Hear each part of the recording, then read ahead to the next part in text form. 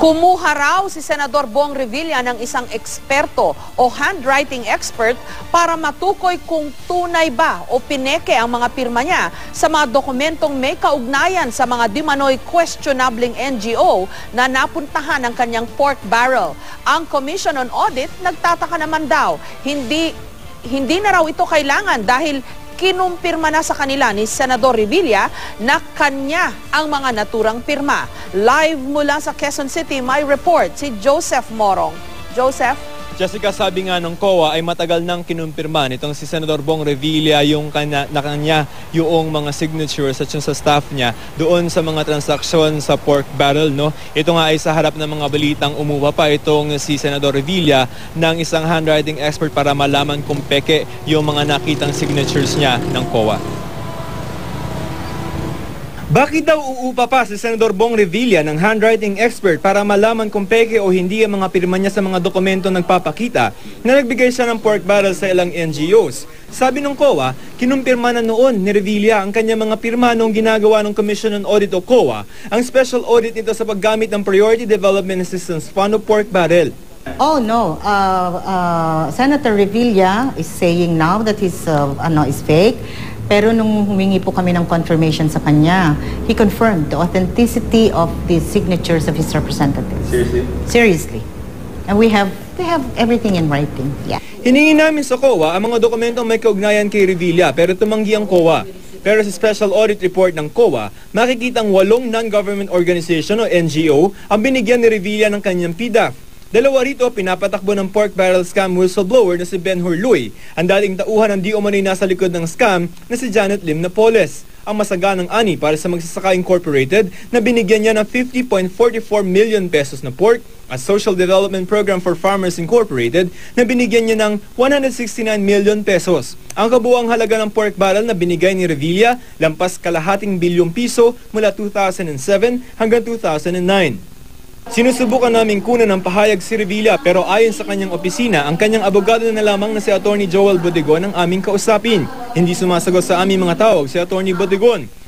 Pero sa isang statement na ipinadala ng opisina ni Revilla sa GMA News kahapon, sinabi niyang sa inisyal daw na pagsilip ng opisina ni Revilla, wala raw silang makitang record na nag-endorso si Revilla na maglipat ng pondo sa mga NGO.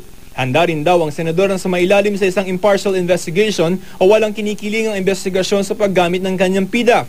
Ang Senate Blue Ribbon Committee iimbestigahan ang pork barrel sa Huwebes. 3 senador na ang nag-file ng resolusyon para i-abolish ang pork barrel. Sina Senador Alan Peter Cayetano, Chisa Escudero at Miriam Defensor Santiago. Gusto ni Cayetano na si dating Senador Ping Lacson ang mamuno naman ng hiwalay na investigasyon. Hindi raw kasi gumamit ng pork barrel si Lacson. Where he's an elite investigator, no? He knows how to build up cases. I'm sure he will use his resources, his connections, and even physically try to hunt her down. The best person na maghanap, yung marunong din magtago. Nagpapasalamat daw si Lacson sa tiwala sa kanya pero hindi pa niya masabi kung tatanggapin niya ang posisyon. Pero ngayon pa lamang may pumapalag na si Senador Miriam Defensor Santiago. Sa isang statement ni Santiago, sinabi nitong kaalyado raw ni Senador Juan Ponce Enrile si Lacson na tinawag niyang Pinky at wala rin daw itong karanasan bilang abogado.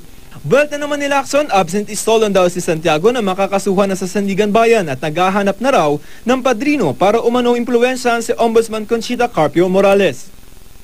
Sa kaugnay na balita, bukas August 23 ay magkakaroon ng walkout yung mga profesor ng UP bandang alas 2 at pupunta sila para sa isang programa sa Liwasang Bonifacio. Again, yan ay bilang pagkondena nila doon sa maanumalyang paggamit ng pork barrel funds. Jessica? Fundamental question, I'm sure, in a lot of people's minds.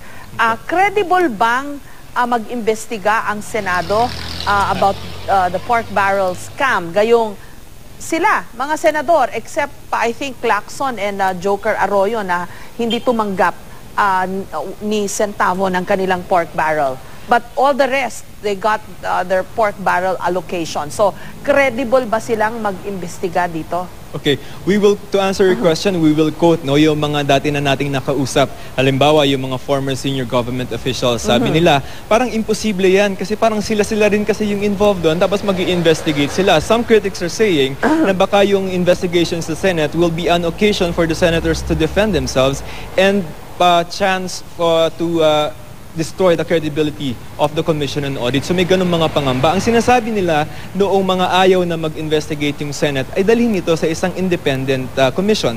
At ang dalawang ng grupo natin nakausap na ombudsman, yung kanilang tila pinagkakatiwalaan para dito dahil number one, constitutionally ay independent yung ombudsman, no? And it has of course the power.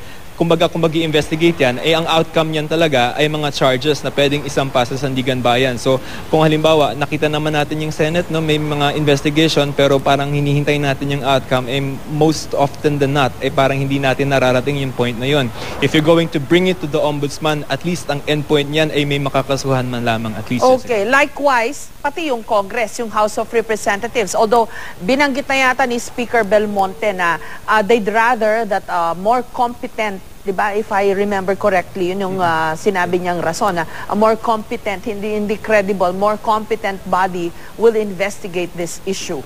Correct. At ang kinikwento nitong si Professor Briones, it's not impossible, no, for the ombudsman o kaya kasama yung NBI and the DOJ na gawin yung isang massive investigation on the pork barrel kasi nagawa na dati raw sa panahon na ito si Professor Briones, ang reference mga 1970s, no, na ang involved naman na agency ay yung DPWH. Alam mo, kinikwento ni Professor Briones, during that time, there was really a massive investigation na involved yung ombudsman, DOJ and NBI. Ang endpoint niyan, nag-resign yung dating DPWH yung time na yun. Okay, I don't know kung ikaw kumuha ng interview kay Senator Cayetano, pero pamatay, killer yung soundbite niya na Senator Lacson is probably the most competent to investigate this issue and to look after Napoles. I think he was referring to Napoles dahil magaling daw magtago rin si Senator Lacson, so I'm sure magaling din siyang maghanap ng mga nagtatago.